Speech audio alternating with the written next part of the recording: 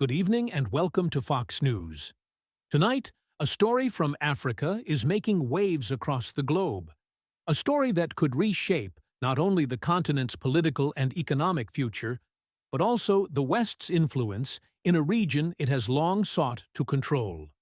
In a stunning move, Burkina Faso's President Ibrahim Traoré has officially rejected a major loan from the International Monetary Fund. This is not just about money. It is about power, sovereignty, and the growing rebellion against Western dominance. For decades, the IMF has been seen as the gatekeeper of global finance.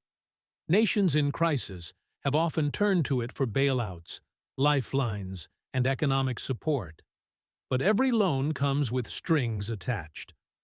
Those strings usually mean austerity, privatization of resources, and a loss of national independence. Traoré, just 36 years old, is sending a very different message.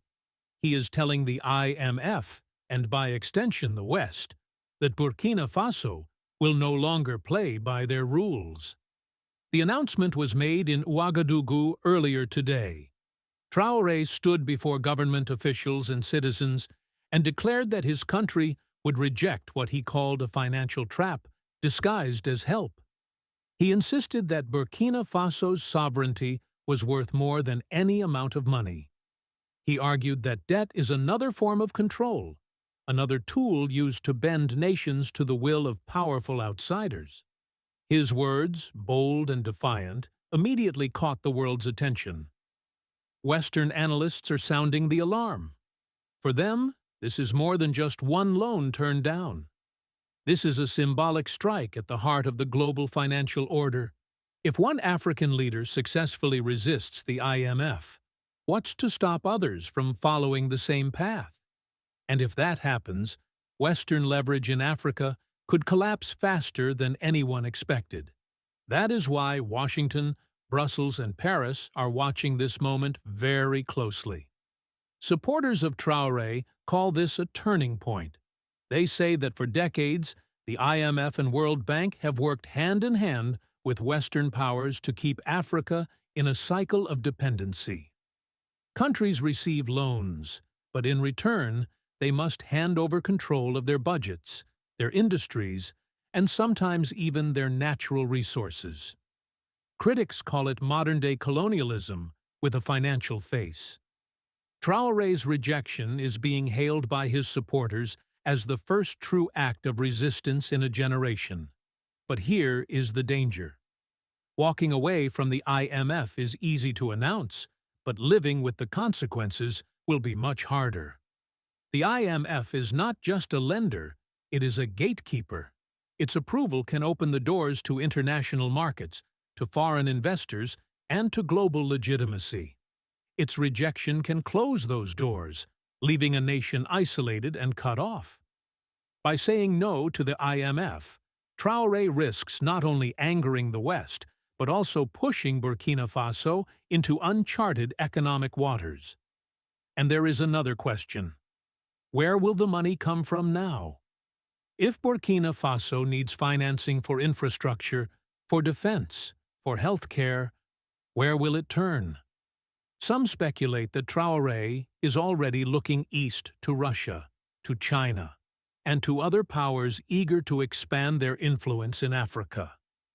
If that is true, then this rejection is not just about independence from the West. It is about choosing new partners, new alliances, and possibly a new future. Experts we have spoken to are divided. One told us, quote, "This is a courageous move." The IMF has long been an instrument of Western power. By rejecting them, Traoré is defending Africa's right to chart its own path. But another expert warned, courage without a plan is recklessness. If Burkina Faso cannot secure stable financing, its people will pay the price in rising poverty and economic instability. The debate is already fierce. Across African social media, many young people are cheering Traoré, calling him a hero, a man who finally stood up to the financial empire that has loomed over their continent for decades. But Western commentators paint a different picture. They describe him as reckless, untested, and dangerously naive. They argue that Burkina Faso cannot afford to play games with international institutions that control the flow of money, aid, and legitimacy. What is clear is that this story does not end with a press conference. It is just beginning. Burkina Faso now stands at a crossroads. One path leads to possible independence, but also to isolation. The other path leads back into the arms of Western institutions, with all their conditions and compromises. Traoré has chosen the first path. The question is, can he survive the storms that are coming his way? The rejection of the IMF loan has already begun to ripple far beyond Burkina Faso's borders. Across Africa, leaders and citizens alike are asking a dangerous question. If Traoré can do it, why can't we? From West Africa to the Horn, there is a quiet but growing movement that challenges the old assumption that the West will always hold the keys to economic survival. This is why officials in Washington and European capitals are not taking this lightly. They understand that ideas spread faster than money, and that defiance can be contagious. American policymakers worry that this decision could spark a trend that undermines decades of influence. The IMF has always been more than just a financial institution. It has been an extension of Western power. By rejecting it, Traoré is sending a message that African nations do not have to accept the terms written in Washington, Brussels, or Paris. That message resonates deeply in a continent where resentment against Western control has been simmering for generations. But the risks cannot be ignored. Burkina Faso is one of the poorest nations on earth. Its people already struggle with poverty, unemployment, and insecurity. Walking away from the IMF could make things worse before they get better. Food prices could rise, access to international credit could disappear, foreign investors could withdraw, fearful of instability. The question is, how much pain are the people willing to endure in the name of sovereignty? Inside the United States, analysts are split. Some argue that Traoré is positioning himself as a revolutionary, tapping into anti-colonial sentiment and gaining popularity across Africa. They warn that America must respond carefully, or risk driving more nations into the arms of China and Russia. Others believe that his gamble will collapse under its own weight, proving once again that small nations cannot survive without the structures of the global financial system. Meanwhile, in Beijing and Moscow, the reaction is different.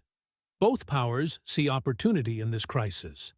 China has long used infrastructure loans and trade deals to expand its presence in Africa. Russia has used military cooperation and political alliances to challenge the West's dominance. For them, Traoré's rejection of the IMF is an opening, a chance to position themselves as alternatives to the West's financial order. If Burkina Faso turns to them for help, the balance of power in the region could shift dramatically. The United States cannot afford to ignore this. The African continent is rich in resources that fuel global industries: uranium, gold, oil, and rare earth minerals critical to modern technology. If those resources fall under the influence of powers hostile to American interests, the consequences will be felt not just in Africa, but across the entire world. That is why this small country's decision carries such enormous weight. Supporters of Traoré argue that the West has no moral ground to stand on. They point to decades of failed policies, loans that left nations poorer, and promises of development that never materialized. They say that if the IMF truly wanted to help, it would provide aid without conditions, not chains disguised as lifelines. Traoré's rejection, they argue, is the first real test of African independence in the 21st century. But critics counter that ideals do not pay bills. They warn that without access to global markets and finance, Burkina Faso risks isolation, hunger, and unrest. They argue that bold speeches may inspire, but they do not build hospitals, schools, or roads. And they fear that in rejecting the IMF, Traoré may be trading one master for another, replacing Western influence with Eastern control. The truth is that this story is still unfolding. It is a test not only for Traoré, but for Africa as a whole. Can a nation truly break free from the global financial order and survive? Can sovereignty be defended without sacrificing stability? Can one leader's defiance spark a movement that changes the course of history? Or will it end as just another failed rebellion? Tonight, America is watching, Europe is watching, and Africa is watching. The stakes could not be higher. If Traoré succeeds, he will be remembered as the man who stood up to the financial empire and won. If he fails, his nation may pay a price that will echo for generations. Either way, the world will not forget this moment. This is not just about Burkina Faso.